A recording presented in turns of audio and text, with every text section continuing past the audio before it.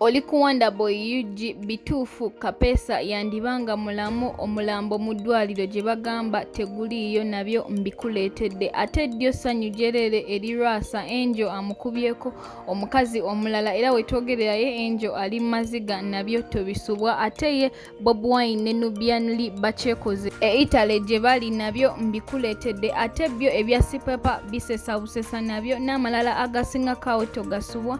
Twebazaako mu mwenna basubscribers baffe mwenna namwe mwenna abalikinga video zaffe nti kyemukola kyamaanyi nga weeri enkola yaffe wano kuwanda boy UG.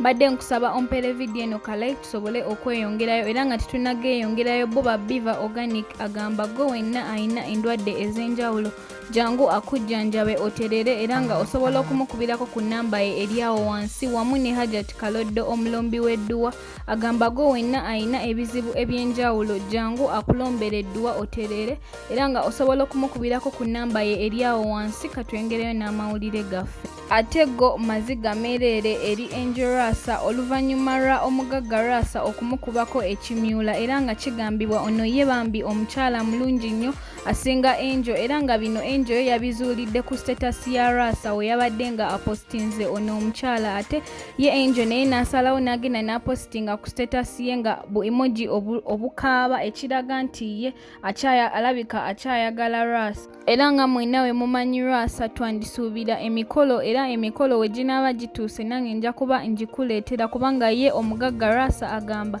sente ze azikola kuzirya na kuzinyumira. Ate ebyo nga tubitadde ebbali byo ebya sipapa tebinabeera bulungi nga we twabaleeteddeko olunaku lw'eggulo mu mawulire gaffe nga tubagamba nti yo poliisi yabadde enoonya sipapa bubi nnyo ku nsonga z'obubbi era nga kigambibwa ono ye yabbye Omusudani gwe yabadde naye nga yamubbye $1.4 billion era bo abantu bavuddeyo ne babikubamu ebituli nga bagamba kyandibanga ono Omusudani alimba kubanga ezo sente zabadde nnyingi nnyo ye okuba nazo mu nju era bo bongeddeko ne bagamba nti ye Omusudani ezo sente nnyingi nnyo era nga ye yazigyewa era wetwogerera ye sipapa aliira ku nsiko era tujja kuba tukongerayo nga tukuleetera amawulire agakwatagana ku ebyo ebintu. Ate ebyo nga tubitadde ebbali ddyo lyabadde ssanyu jerere eri Bobi Wine ne Nubian nga bo basanyusa abawagizi baabwe e Italy gye bali era nga kigambibwa bo abazungu babadde basanyufu nnyo era nawe ngina bikuwa obyerabireko tumale tweyongereyo n'amawulire gaffe amalala.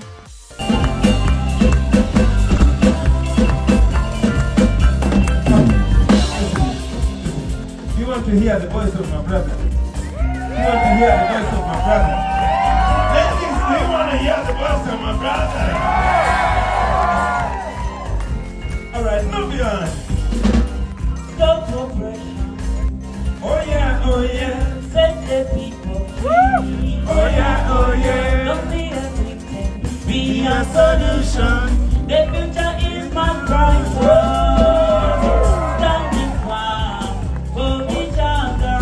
Standing up for one another.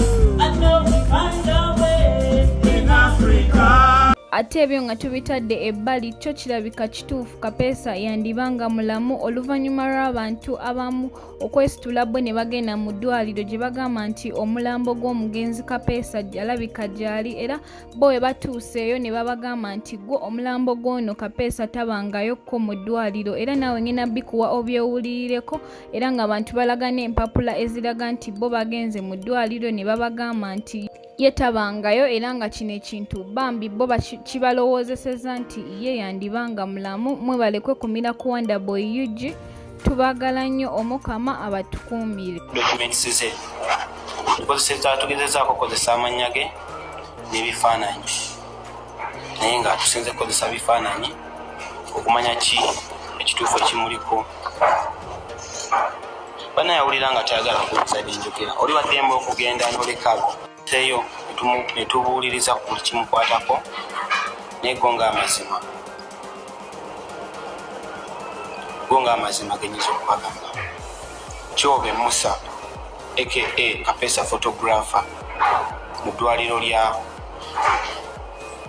King Fahad University Hospital taliyo era batufubye tukakasa tebamulabanga nako era tebamumanyi.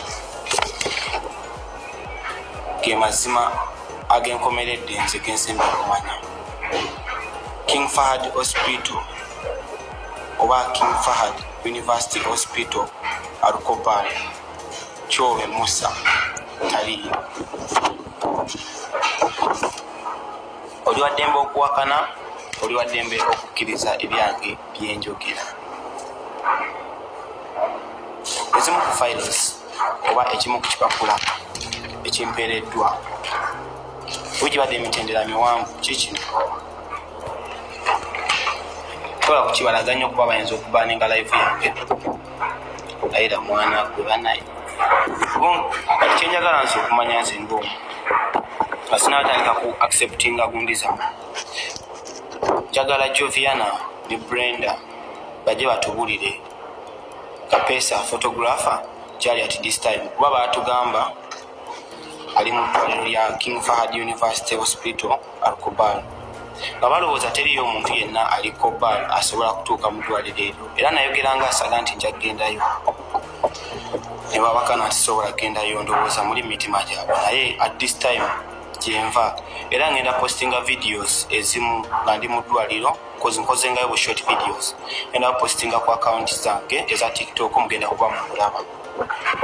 So Joviana obanga koli ku live eno osobola okuweereza request oba Brenda mutunyonyola kukwatagana n'omugenzi at this time ali ludawa aka kubanga live emu gye naliko ng'ebintu byakatyaga nembagamba nze mulinde ngenda genda mu ddwaliro ngenda kudda amagambo eki amazima okitegeera nengamba bakama bange nti oli brother wange wallahi nentuukayo ng'omulambo n'amanya tebagamanyi mulambo kati batubuulire omulambo baguziika oba omulambo kale guli mu ddwaliro ki ettuufu.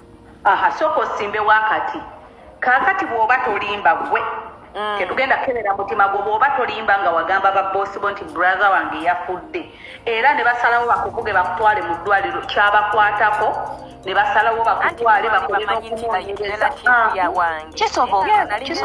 kubya TikTok kyekyo kyenjogera era kyeŋŋamba nti bwe baba batuukayo ne bagamba nti n'amannya tegaliyo kitegeeza abantu bano balimba singa obadde wagenda weka twandigambye nti walemererwa okwogera nabo sagenda nze olaba otuuka kambabuulire era bakulaga reception ya mochari.